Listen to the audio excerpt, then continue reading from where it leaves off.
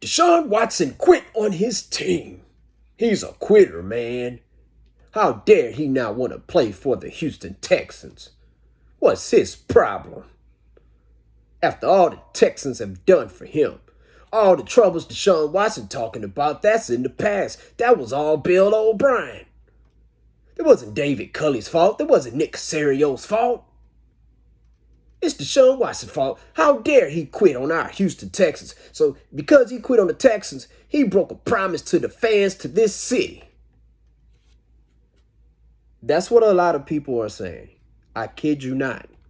I can't believe that anybody is saying that. Of course, that's not how I feel. Of course, as a Seahawks fan and a Texans fan, I would love for DeShaun Watson to be continuing playing for the Houston Texans. But I understand why he's not. I understand. Man, I understand. You know, check this out. Here's the thing with the Houston Texans. Like, people keep, when people say, well, he should give Nick Caserio a chance. Okay, check this out. Did you know the Houston Texans, they have been trying to get Nick Caserio since 2018. That's about as far as back that I know, that I'm aware of as far as reports. But here's the thing about reports. A lot of times things are set into play before it's reported. You know what I'm saying? So it's quite possible they've been trying to get Nick Caserio even before 2018, right? Who was trying to get him? Well, let me tell you. Bill O'Brien. Bill O'Brien, the same person who a lot of people, they justify why they are against DeShaun Watson because, well, that was all Bill O'Brien who did the DeAndre Hopkins for a second-round pick, and the man that is the football player that is formerly known as David Johnson. Let me tell you something. I respect David Johnson as a man, but even David Johnson in his prime, it is not worth DeAndre Hopkins. I don't care if it's 3 David Johnsons, okay? And let me tell you something. If I was a football player, okay, at whatever position, a team traded me for DeAndre Hopkins, you're a fool. And this is me talking about myself. I wouldn't disclose that publicly, but I'm speaking as a fan here. But anyways, we get a second-round pick and we get David Johnson. And David Johnson is not even contributing to this team, people. He's still on the team. He was the 4th-string running back. Now he's the 3rd-string running back because they traded Melvin Ingram to the New Orleans Saints. And speaking of Melvin Ingram, him and Brandon Cooks just a couple weeks ago was just talking about how undisciplined this team is.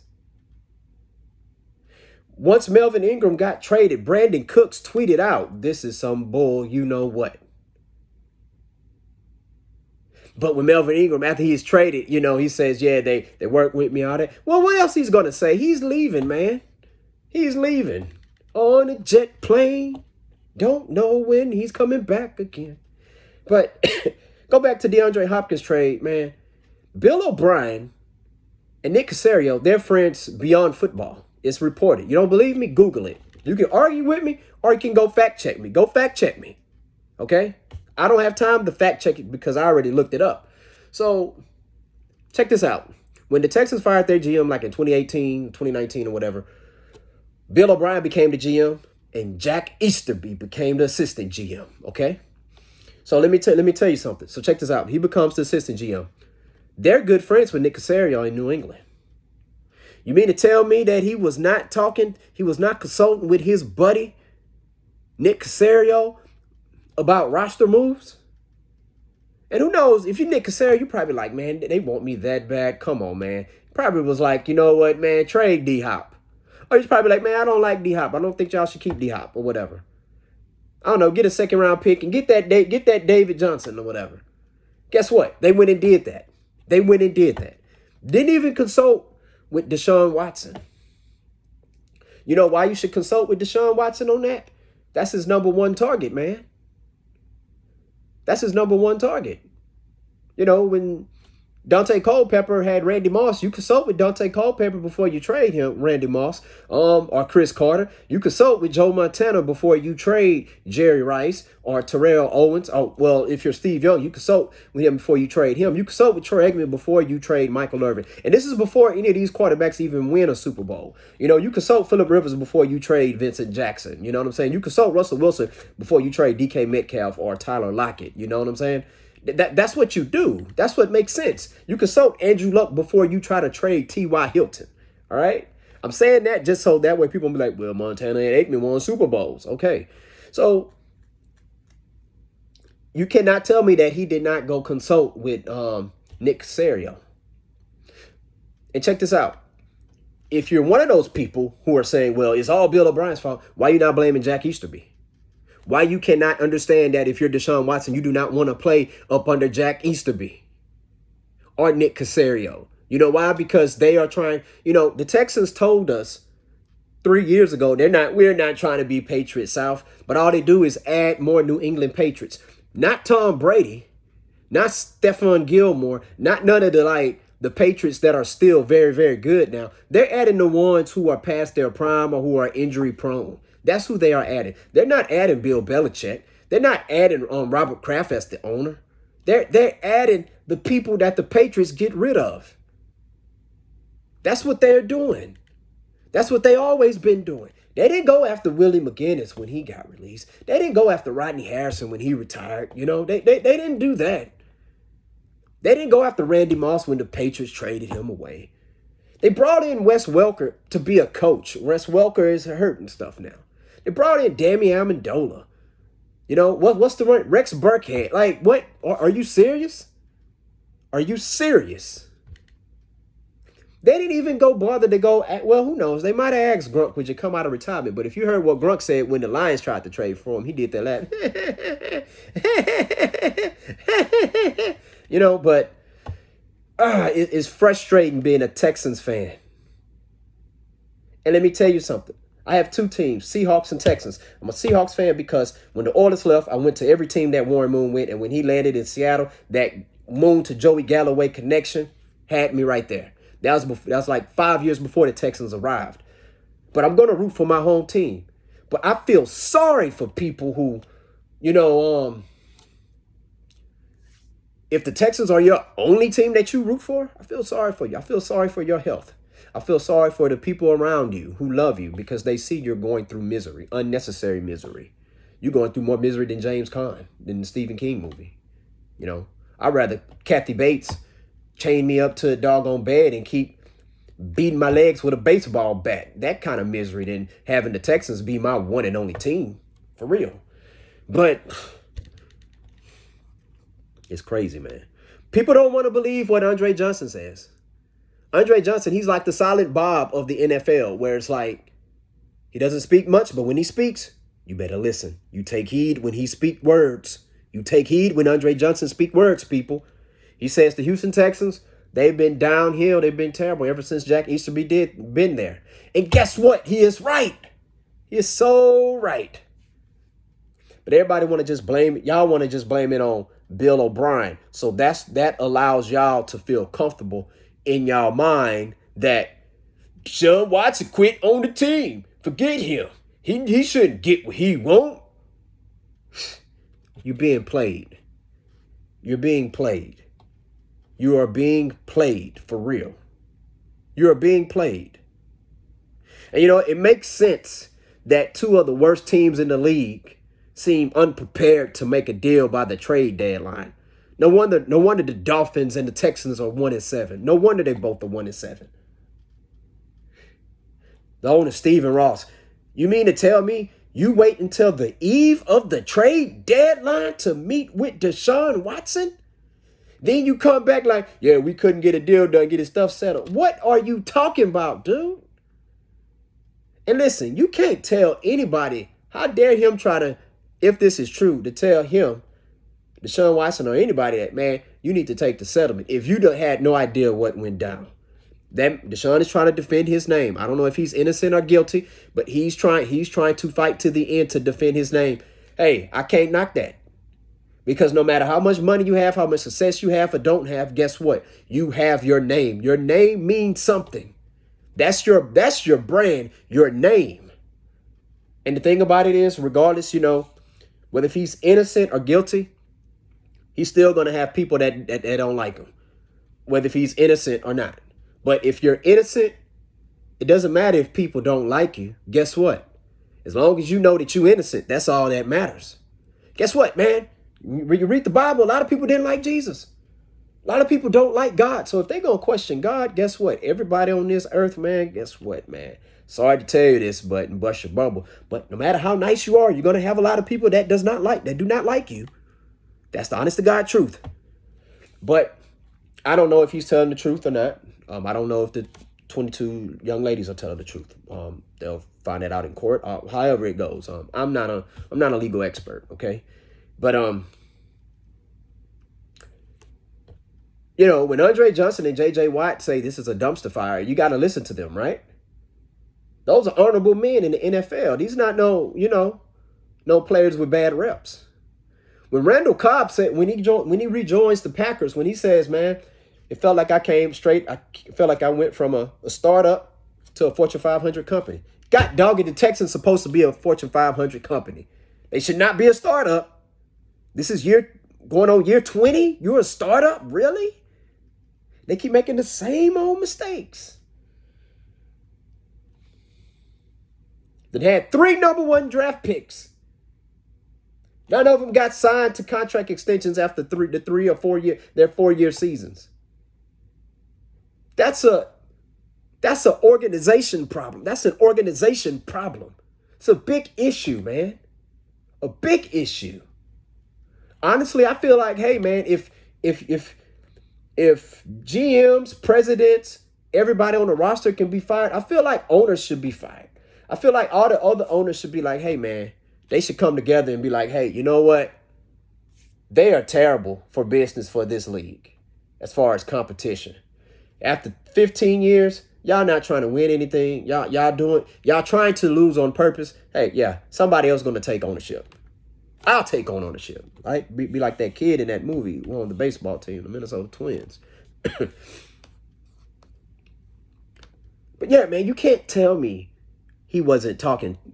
Bill O'Brien wasn't talking to Nick Caserio. They're friends, man. I'm telling you this. If I'm trying to hire one of my friends to be a GM, to run an organization or a business, but I can't get them over because they're still in a contract with somebody else. And check this out. The Texans got in trouble for going behind the New England Patriots back, man, and doing that. So here's the thing. If I'm doing that, okay, if I'm willing to do that, guess what? Of course, I'm going to call my friend and be like, hey, bro, hey, man, I got this.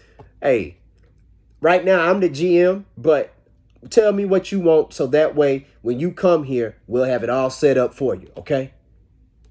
That's what they was doing. And you know what? Kudos to Bill O'Brien. Bill O'Brien hadn't came out and commented on anything on this stuff. He's focusing on what he's doing in Alabama, might get another head coaching job in college or whatever somewhere. He's being a true soldier, but you can't say DeShaun Watson should give Nick Caserio a chance, but at the same time, you okay with Jack Easterby still being there, influencing stuff. Jack Easterby's supposed to be there to manage chaos. He has been doing a terrible job at managing chaos because it's continued, it's persistent. The chaos is persistent, and he's there. He should be down in Las Vegas managing that chaos, as went on with John Gruden. That's what I'm saying. They don't need Jack Easterby. There was a report a while ago that said DeShaun Watson said, hey, it's either you keep Easterby or you keep me. Cal McNair chose Easterby. Like, are you okay with that, Texans fans? You okay that they kept Jack Easterby? We are not going to get another good franchise quarterback. It's not going to come that easy. Guess what? It's not going to come that easy. It's not. We had our chance. And our organization blew it because we allowed it. Well, I didn't allow it. Y'all allowed it. I haven't bought any Texans memorabilia since this whole craziness going. But guess what? Y'all still buying the tickets. Y'all still buying them. That's all they care about. That's what they think about you. That's all they care about. And you should care about business, but you should care about winning too. You know, we in the great state of Texas, man. We in Texas, man. Texas, you know, when you're from Texas, man, and when you go somewhere else and they ask where you're from, man, I'm from Houston, Texas. I'm from San Antonio, Texas, Dallas, Texas. You could be from a small town in Texas, Rowlett, Texas, Irving, Texas, Rochelle, Texas, Pearland, Woodlands. It doesn't matter where you at. When you from Texas, man, you wear that proudly. It's like, hey, man, I rep Texas, baby. You know, home of the chop and screw. You know what I'm saying? Check this out. Texans, you know, the fact that they're called the Houston Texans and they have no attributes or no features of what most Texans have who are born and raised in Texas, man. We think big, we go hard and go home, man. You know, we got a swagger to us. Even in defeat, we got a swagger to us. You know, that's the thing. In Dallas, they got that over there. You know, they don't got that down here because the fans, we embrace it, but the owners, the people up top, they want to bring this New England Patriot mentality. Guess what? That doesn't work down in Texas, man. In Texas, football is king in Texas.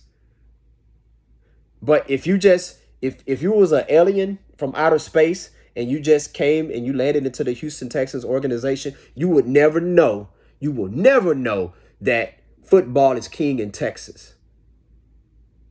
In NRG Stadium, unless you're watching a college football game, a high school football game, middle school or Pop Warner game.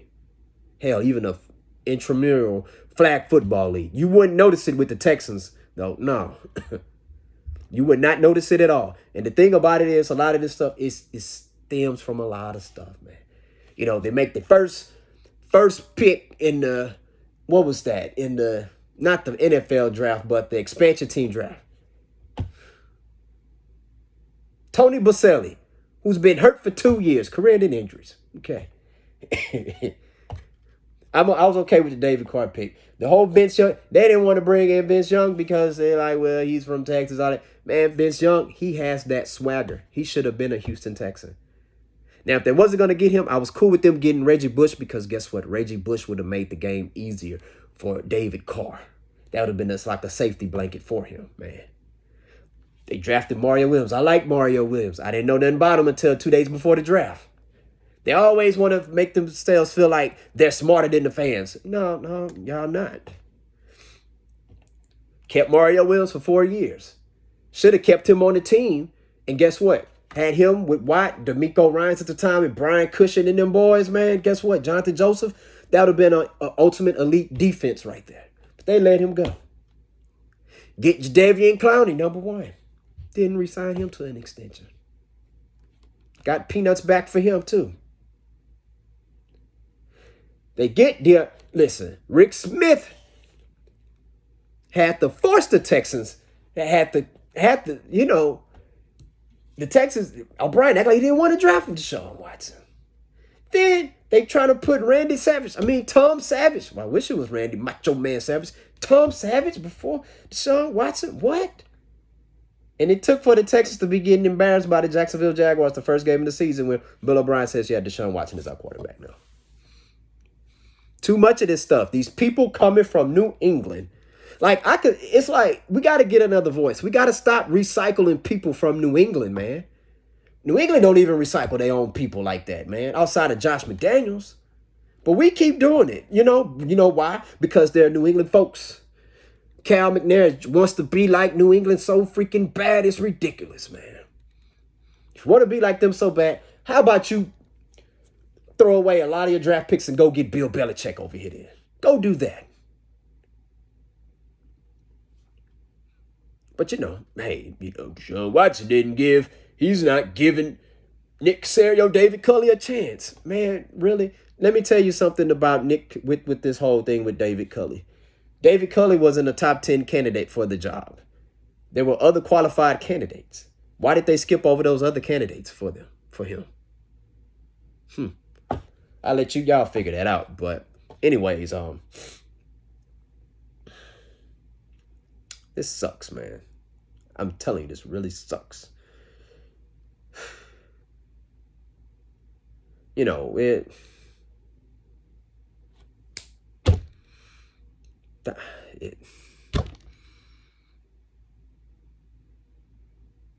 and hey, hey, Deshaun Watson, hey man, I understand why he don't want to play for him. Like, people act like they never been at a school or a job, or they've been living at an apartment or something like that where, you know what, man, the living conditions are just too bad over here. I refuse to live there. I'd rather stay at my parents' house than go move over than stay in this apartment complex. I'm willing to break my lease to get up out of here because the landlord is terrible. Or because I refuse to go to that school. I'll sit out a semester of school because all the terrible teachers there. Okay? Or the principal, they're terrible. Man, but you quit on your classmates, man. Listen, hey man, it is what it is. Because here's the thing. This could be a situation where, you remember Jay-Z? Hove did that, so hopefully you won't have to go through that. Well, I really believe this is a situation where if you're Deshaun Watson, because see, Andre Johnson publicly has been encouraging him to stand your ground. And I think Dre is saying that because I think Dre, deep down, I think he wished that he would have did that with the Texans earlier. Because had he did that with the Texans earlier, guess what? You know what? It wouldn't be as chaotic, possibly. You know? But if you're Deshaun Watson, you stand your ground. He's not doing anything wrong. They still have to pay him. Now, he wants to go to Miami. A lot of people, and see, here's the thing. Everybody like, when you can say, well, Miami is 1-7. Why he want to go there and just stay here? We 1-7. He going to a worse team. When you can muster up the nerve to say that, you're missing the point. You're missing the point. Because here's the thing. Miami, they have their ups and downs and struggles and stuff, but they don't run themselves like the Texans. The reason why I'm saying that is because the Miami Dolphins, the past 10 years, they have not landed a DeAndre Hopkins or Deshaun Watson level type player. So they're not on record. Yeah, they didn't re-sign Ryan Tannehill. He's not Deshaun Watson. If the Miami Dolphins had Deshaun Watson, they've been trying to get an elite quarterback since Dan Marino. They get Deshaun Watson. Oh, well, they won't have any draft picks. That won't matter. They won't have a lot of first-round draft picks, but guess what? You build through the second round. You build through the third round. You can trade other players to get first-round picks. You won't be without a first-round pick forever. Maybe for the first 2 years, but you can always trade and do that. And guess what? By you having Deshaun Watson, that will force other players who are, what's the word I'm looking for? That'll make them be like, you know what? I'll take a little bit of less money and go to Miami. The weather's nice. It got Deshaun Watson. Check this out. It's just like what LeBron James did when he went to Miami. Miami, before LeBron James went there, okay, they got booted out the first round like 3 years in a row. Okay, understand this. That roster wasn't all big time or anything like that. But guess what? So if you're the Cleveland Cavaliers at that time, you could say, well, LeBron, we have a better roster than them. Why would you go over there? We went to the conference finals. Well, guess what, baby Bubba? If I go over there to the Miami Heat, Dwayne Wade's still over there and Chris Bosh going over there, bam, forget draft picks. Boom. So check this out. You don't know who's going to be a free agent next year. And guess what? Him and Deshaun Watson probably got plans to play alongside each other. It might be a particular receiver or a tight end. But I'm going to tell you something. They got that rookie receiver over there. You got Will Fuller. And I do believe Will Fuller wants Deshaun Watson. If he gets there, Will Fuller's going to play. You got two good receivers right there. Devontae Parker. That's 3 weapons right there, yo. Miami Dolphins, their offensive line is more suited for a right-handed quarterback. They're solid at left tackle. It's right tackle where they struggle with. Because when you have a left-handed quarterback, his blind side is going to be the right side, not the left side. But see, Deshaun Watson is a right-hand quarterback. So guess what? There's no need to go get a right tackle because you already have a decent left tackle that can protect his blind side. Psh. It's one of the, if you want to go deeper than that, you can go like let's just say relationship wise, right? Let's say you with somebody, okay, and you want to leave that somebody for somebody else. You feel like that somebody else is better, but the person that you're currently with is like, you gonna leave a bum dude like me and go to a bum dude like that over there? Okay, here's the thing. The fact that you can admit and say to yourself, we are a bad team, or I am a bum dude. You need to be figuring out how to improve yourself from being a bum dude. You need to figure out how to improve yourself from being a 1-7 team. That is terrible. That if there was any other way to measure how bad this team is, you got to go below 1-7. Like, they're just terrible. But you know, but David Culley is a very, very nice guy. But he feels like what do you call it?